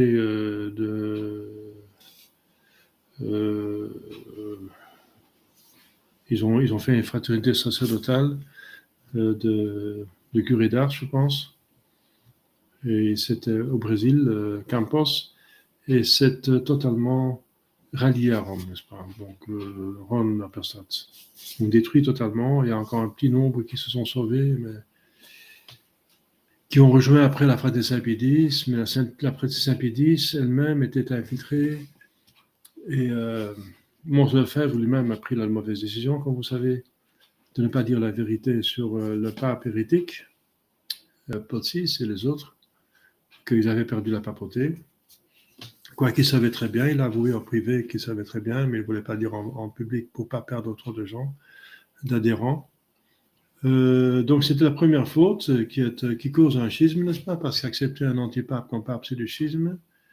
Mais après, la fraternité Saint-Pédis elle-même, dès le début, était infiltrée. C'est la récupération en droite, comme on dit, n'est-ce pas? Il ne faut pas seulement pousser la gauche vers la dérive, mais une droite résistance devait être infiltrée dès le début pour aussi la faire dévier. Et c'est arrivé aussi, malheureusement, avec la fraternité Saint-Pédis. Et après, là, donc, on ne parle même pas de la fraternité Saint-Pierre qui a été érigée lors de l'excommunication par l'antipape Jean-Paul II de la fraternité Saint-Pédis. Et on a pensé que la plupart des fidèles allaient quitter la fraternité Saint-Pédis excommuniés par un pape. Mais c'était pas vrai. La plupart sont restés. Il y a un petit nombre qui ont rejoint la fraternité Saint-Pierre, qui était rallié à Rome et qui avait la permission de faire l'ancien rite, mais avec des ordinations faites par des modernistes dans l'ancien rite, mais avec des modernistes eux-mêmes sacrés évêques avec un nouveau rite, donc invalide. Donc Saint-Pierre n'a même pas de prêtre, sauf les quelques prêtres qui venaient de Mons Lefebvre, qui ont fait la transition, mais après, la plupart ne sont même pas prêtres. Et après, il y a donc la réaction des sédvacantistes, n'est-ce pas? Qui sont les vrais catholiques. Les vrais catholiques, à partir de 78, n'est-ce pas, à la mort de Paul VI, il est sédvacantiste. Donc dire sédvacantiste, ça veut dire catholique, et dire catholique, ça veut dire sédvacantiste, hein, si on sait de quoi on parle. Et donc, et les autres sont schismatiques, ceux qui ne sont pas sédvacantistes, qui acceptent donc les antipapes, ne sont pas des catholiques, mais des schismatiques. Donc, il n'y a pas des tradis sédvacantistes et les tradis qui acceptent le pape. Non, pas du tout. Les catholiques sont sédvacantistes parce qu'on n'accepte jamais un antipape. Et ceux qui acceptent un antipape, même s'ils suivent la bien ancienne et même s'ils ont des prêtres valides comme la fraternité Saint-Pédis, sont des schismatiques. Même s'ils ne se rendent pas compte, le bon Dieu va les juger. Hein. Et voilà. Et alors, dans le mouvement sédvacantiste, le diable continue. Il y a encore des personnes qui se comportent comme francs-maçons, ou sans être francs-maçons, ou en étant francs-maçons, je ne sais pas, mais ils font un travail de francs-maçons. Par exemple, le supérieur de Matteo Boniconcilier, il fait le travail des francs-maçons, n'est-ce pas? Il a l'air d'être très théologien, très thomiste, et il dit beaucoup de bonnes choses, mais il laisse tomber une seule hérésie, n'est-ce pas? Une seule hérésie, et voilà. Une seule hérésie suffit pour tout casser. Une seule hérésie qui est acceptée par tout le mouvement. Donc tout le mouvement est hérétique ou bien semi-hérétique s'ils ne réagissent pas.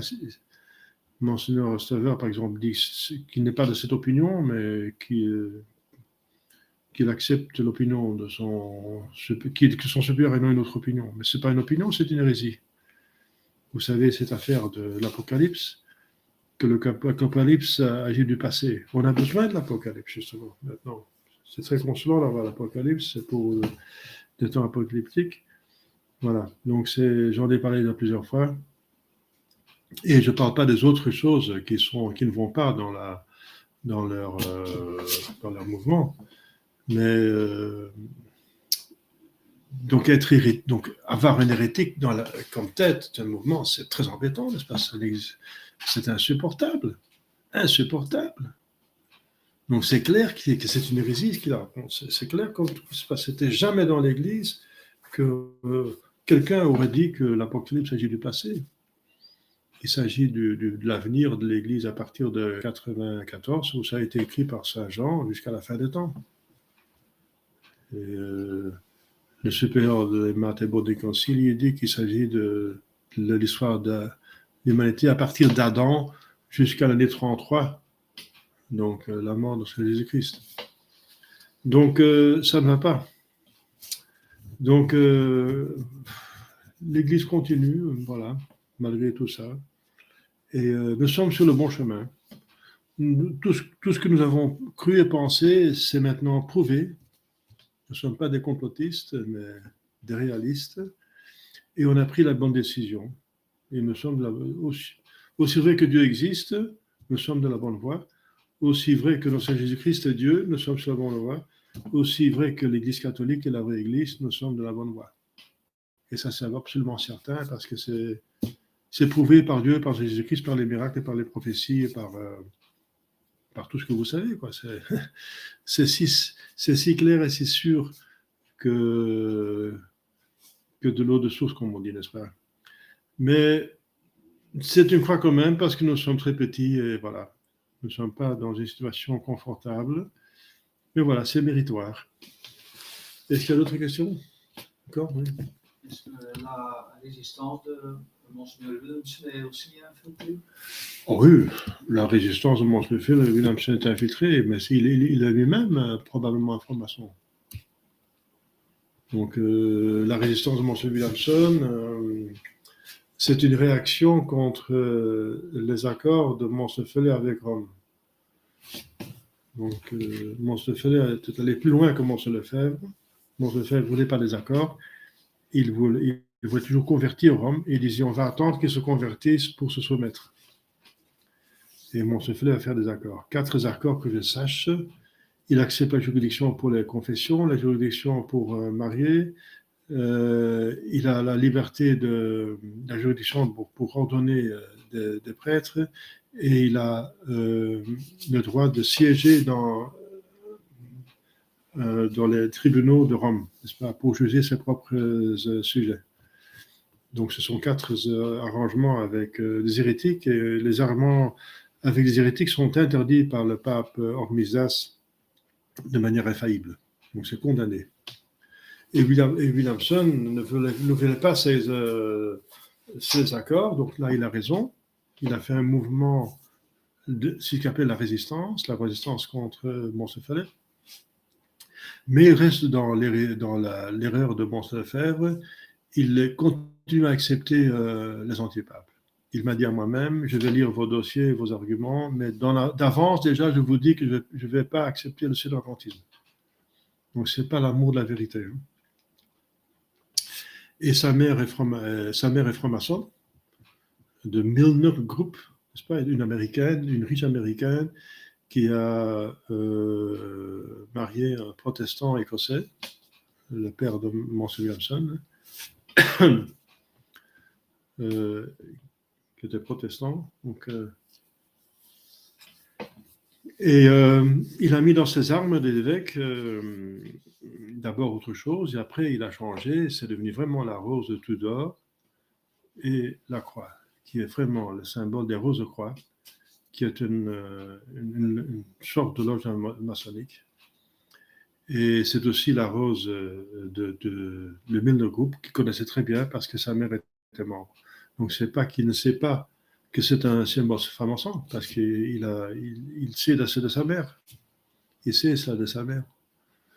Donc il porte des symboles francs-maçons, et voilà, et il se comporte donc très bizarrement parce qu'il va conférer des confirmations dans une chapelle d'hérétiques, en particulier de finéistes, donc des adeptes de Finney, du curé Finney de Boston, qui a été condamné par Pie XII. Donc il va Il va ensuite dire que dans la nouvelle messe, il y a encore des grâces, n'est-ce pas? On peut donc l'assister, la nouvelle messe. Il va même ordonner un candidat, n'est-ce pas, prêtre, n'est-ce pas, au réordonné qui a été ordonné chez les vieux catholiques, et sans formation, et sans qu'il a... Il parle même très mal, n'est-ce pas? Il a même le mal à parler, comment peut-il prêcher? Et il va ordonner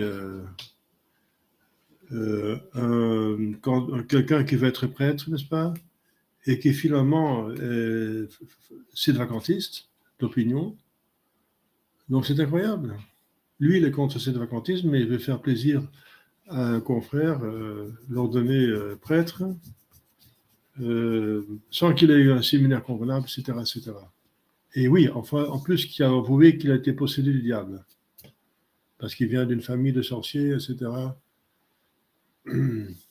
Donc c'est quelqu'un du Martinique, il me semble, famille de sorciers. Lui-même était possédé, il ne sait pas très bien s'il est encore possédé ou pas. Et c'est interdit par le droit canon d'ordonner des énergumènes, des gens possédés. Donc c'est n'importe quoi. N'importe quoi, c'est inimaginable. Bon, c'est les résistances Williamson. Absolument à déconseiller. Hein. Donc s'il n'est pas franc-maçon, il fait aussi le travail des francs-maçons, hein, détruire l'Église tout en se présentant comme le sauveur du monde. La résistance, oui. La résistance à Moncefelet, oui, c'est vrai, il faut résister à Moncefelet, mais s'il ne suffit pas d'être contre le mal, il faut encore faire le bien. Hein. Oui, autre question? Et aussi Monseigneur Faure. Monseigneur Faure, oh là là, oui, Monseigneur Faure, encore une autre lignée d'infiltration. Il y a une étude faite par l'abbé Ruiz, qui est maintenant prieur de Carmel de Guadalajara, au Mexique. Sédevacantiste, et qui a fait une étude qui prouve que Monseigneur Faure, à l'époque, était donc l'abbé Faure, au séminaire de la Reja, était finalement chef d'un groupe d'infiltrés qui avait comme mission d'empêcher de l'enfant des Sabidis dans les séminaires que les séminaristes sachent la vraie cause de la crise, ça veut dire l'infiltration des francs-maçons et voilà, l'infiltration par les francs-maçons, surtout les francs-maçons juifs et toutes les autres formations, mais le noyau dur étant le noyau juif, n'est-ce pas, le blanc hybride, et qu'il fallait donc éviter ça. Donc, quoique l'abbé Louis lui-même, il est de provenance juive, n'est-ce pas? Mais ça, c'est pas l'empêchement si on est catholique. Le problème, c'est que si on reste marane, c'est-à-dire... Mais c'était pas ça le problème. Oui, c'était le problème. Il a prouvé que Monseigneur Faure était un marane, justement, oui. Parce qu'il a assisté à l'enterrement de son père, donc Monseigneur Faure, et c'est un rite purement marane. Donc il a vu personnellement. Il n'y a aucun signe, quoiqu'officiellement il était catholique, aucun signe catholique, même pas une croix, un rite purement marane. Donc ce sont des maranes, la famille Faure, et il a trouvé qu'il était le chef donc d'un groupe, n'est-ce pas, d'un groupe secret dans la Fraternité Saint-Pédis qui devrait empêcher qu'on sache la vraie cause de la crise de l'Église. Bon, il fallait parler du libéralisme, du modernisme, mais pas de l'infiltration de la franc-maçonnerie, etc., etc.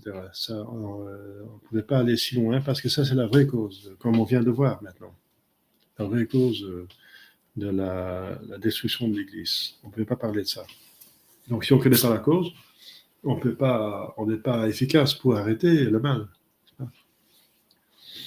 La première chose qu'il faut savoir pour gagner une guerre, c'est de connaître son ennemi. Qui est mon ennemi, qui est mon ami. Pour savoir avec qui ensemble, se mettre ensemble pour se battre contre qui? Ça va être très clair. Comment gagner une guerre? Si on ne connaît pas l'ennemi, c'est la catastrophe. Ça, c'est Monseigneur Faure, hein, qui est maintenant Monseigneur Faure, qui est donc cet évêque, n'est-ce pas, sacré par Monseigneur Williamson, hein, et qui est ce Baham, n'est-ce pas, à Féfré. Eh bien, il habite maintenant à Avrier, chez les Dominicains à Avrier, c'est leur évêque, donc c'est lui qui maintenant ordonne les prêtres, les moines, les moines candidats de prêtrise à Avrier, chez les Dominicains d'Avrier. Donc aussi, les Dominicains d'Avrier sont donc contrôlés par un évêque, donc par un maçon finalement. Oui. C'est dommage, parce qu'ils étaient sur la voie du sédvacantisme, mais ils n'ont pas franchi le pas des Dominicains d'Avrier, justement toujours pour la même fausse raison, qu'ils vont perdre quantité. Ils voulaient rester ouverts à la fin de cette église pour attirer le plus possible de vocations. Donc pour une mauvaise question de pastorale, la même mauvaise raison qu'avait Monseigneur Lefebvre, et la mère du Carmel aussi, à Kiev, elle ne m'a pas donné la parole pour parler avec les sœurs. Elle disait oui, parce que je ne veux pas que la société soit divisée. Monseigneur Felet est un menteur, c'est un menteur, il a dit ça plusieurs fois. Mais on va le suivre parce que sinon la communauté va être divisée. C'est choisir la quantité contre la qualité. La quantité de membres contre la vérité. Et dans l'Église, c'est condamné. C'est condamné, ça. Vous avez une autre question? Oui. Il y a des sédvacantistes qui pensent que Jean 23 et Paul VI n'étaient pas papes parce qu'ils étaient francs-maçons. Quoi dire à ce argument? Oh oui, mais ça on a vu. Hein. Ah oui, qu'ils étaient. Oui, il y en a qui disent que Jean 23 était franc-maçon et Paul VI. Oui, mais c'est vrai, c'est pratiquement prouvé. Et c'est pour ça qu'ils ne sont pas papes. Mais ça, j'ai déjà traité à part, parce que c'est une question. Mais je vais résumer très court. C'est que, bon, disons que c'est prouvé, mais ce n'est pas absolument prouvé scientifiquement, mais pratiquement. Donc, bon, on peut avoir un petit doute, mais disons qu'ils sont francs-maçons. Eh bien, ils sont francs-maçons. Donc, s'ils sont francs-maçons, ils ont une excommunication automatique. Mais il faut dire que l'appartenance de la franc-maçonnerie est découverte longtemps après leur mort. Donc, comment excommunier quelqu'un, ipso facto, s'il est déjà mort? Comment excommunier un mort? Bon, ça va, mais c'est très limité. Hein. Donc, c'est très limité. Donc, ça, c'est une chose. Autre chose, c'est qu'ils disent donc qu'ils ne pouvaient pas être pape parce qu'ils étaient francs-maçons avant d'être pape. Oui, parce qu'un franc-maçon est excommunié, et un excommunié n'appartient pas à l'Église, et si on n'appartient pas à l'Église, on ne peut pas être pape. Eh bien, ça a été prévu par Pie XII, et dans ces documents, n'est-ce pas, dans ces actes de Pie XII, on trouve qu'il a changé le règlement du conclave, et il a dit que tous ceux qui entrent dans le conclave sont dispensés. Donc, on enlève l'excommunication et toute sanction de l'Église, de tous ceux qui entrent dans le conclave, pour choisir activement et pour être choisi. Donc, il a voulu ça. Donc, le pape c'est un vrai pape, Pie XII, qui a fait ça. Donc, il a le pouvoir de lier et de délier, donné par Jésus-Christ. Le pape a le pouvoir. Donc, si des papes ont lié la franc-maçonnerie en imposant l'excommunication automatique à tous leurs membres, n'est-ce pas, qui sont baptisés, l'excommunication, le pape peut donner l'excommunication, mais l'autre pape peut délier. Eh bien, Pie XII a délié toutes les francs-maçons qui entrent dans la conclave. Et ensuite, ils disent oui, mais même s'ils ne sont pas excommuniés, ils sont quand même des francs-maçons. Comment être un ennemi de l'Église peut venir à la tête de l'Église? C'est encore l'argument de Hubert Rémy et de Mons Sainte-Borne. eh bien, la plus grande autorité dans l'Église, avant le Concile, acceptée par toute l'Église, le saint Alphonse Liguori, plus grande autorité en matière de morale, c'est le saint Thomas d'Aquin de la morale. Il dit clairement, si un intrus, donc un franc-maçon, un ennemi, entre dans l'Église et est choisi par toute l'Église comme pape, il est accepté par toute l'Église, il est pape, par toute l'Église, parce que toute l'Église ne peut pas se tromper. Voilà. Ça, c'est encore la doctrine de l'Église. Voilà. Donc, qu'un intrus, dès que c'est un pape est accepté par toute l'Église, il est pape. Parce que l'Église est infaillible dans cette matière, de savoir qui est pape et qui n'est pas pape. Parce que ce sont des faits dogmatiques. L'Église doit savoir qui doit être pape et pas pape. Donc, elle est infaillible en le sachant. Donc, l'Église entière ne peut pas se tromper. Si elle est 100%, elle ne peut pas se tromper.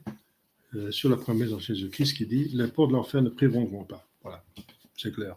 Donc, Paul VI et Jean XXIII étaient des vrais papes. Les francs-maçons, d'accord. Excommuniés, l'excommunication est levée à l'entrée. Les francs-maçons, oui, mais Saint Alphonse Liguori, toute l'Église disent que si toute l'Église l'accepte, ils sont papes quand même. Voilà. Et normalement, ils ont de fortes chances de se convertir, hein, comme Pie IX. Si jamais il était franc-maçon, il est converti, il était libéral, il est converti. Et il paraît que Paul VI était en voie de conversion, je ne sais pas. C'est pour ça que toute cette histoire du sosie, n'est-ce pas, qu'on a voulu le remplacer, etc., etc., etc. C'est une autre histoire, n'est-ce pas. Et oui, on voit quand même qui étant de franc-maçon et libéral et tout ce que vous voulez, on dit même homosexuel, etc. Don Louis Vigiville a dit que c'est prouvé qu'il est même homosexuel, abominable. Eh bien, malgré tout ça, n'est-ce pas, il semblait donner des signes de conversion, n'est-ce pas. C'est vrai que jusqu'à 69, il est nommé pape, il est élu pape en 63, donc pendant 6 ans encore au moins, il y a 200 000 prêtres qui disent la messe tridentine, prieront pour le pape dans le canon, prieront pour lui. Donc, il a 200 000 messes par jour, n'est-ce pas, où on prie pour lui. Donc, c'est vrai qu'il a une grâce énorme. Eh bien, il a fait une encyclique contre la pilule, contraceptive. C'était un coup de foudre en ciel ouvert. C'était pas attendu par personne. C'était étonnant d'un libéral de voir quelque chose si conservatrice, n'est-ce pas. Et ensuite, son credo, où il préconise, il enseigne la transsubstantiation. Il condamne la transfiguration, signification, n'est-ce pas, des concepts plutôt protestants de la consécration. Donc, là, il va contre les protestants. Il parle contre les protestants. Quoique dans le concile a dit, on ne va pas parler contre, on va parler seulement des choses qui conviennent entre nous, mais pas qui sont opposées. Et là, il dit quelque chose qui est opposé radicalement à la foi protestante, enfin, la fausse foi protestante. Donc, voilà, pour vous répondre, la conclusion, c'est que Paul VI et Jean XXIII sont de vrais papes, des mauvais papes, des intrus, hein, comme dit saint Alphonse Liguori, mais quand même papes, parce que toute l'Église l'a accepté, jusqu'à l'hérésie. Parce que l'hérésie, c'est impitoyable. Par une hérésie publique, on perd la papauté. Voilà. Sauf si on la reprend, si on la révoque. Ça va? On va s'arrêter ici s'il n'y a pas d'autres questions. Au nom du Père et du Fils et du Saint-Esprit, ainsi soit-il. Notre Père qui es aux cieux, que votre nom soit sanctifié, que votre règne arrive. Que votre volonté soit faite sur la terre comme au ciel. Donnez aujourd'hui notre pain de chaque jour. Pardonnez-nous nos offenses que nous pardonnons à ceux qui sont offensés. Et ne nous laissez pas succomber en tentation, mais délivrez-nous du mal, ainsi soit-il. Je vous salue Marie, pleine de grâce, le Seigneur est avec vous. Vous êtes bénie entre toutes les femmes, et le fruit de votre œil est béni. Sainte Marie, Mère de Dieu, priez pour nous pauvres pécheurs, maintenant. Saint Joseph, priez pour nous. Saint leur gardien, veillez sur nous. Saint patron, priez pour nous. Au nom du Père et du Fils et du Saint-Esprit. Voilà, cette vidéo est sur Internet, va être sur Internet, posée, diffusée à des personnes qui se posent des questions là-dessus et qui sont ouverts à la vérité, bien sûr. Merci beaucoup. Une prière. Et prions pour l'âme de l'abbé Guépin qui est décédé il y a quelques jours. C'est encore un grand personnage qui s'en va, n'est-ce pas, qui a une grande communauté derrière lui. Bon. On compte sur le Saint-Esprit, n'est-ce pas, qui est dans l'Église et qui guide l'Église jusqu'à la fin des temps. Merci beaucoup. Une autre prière.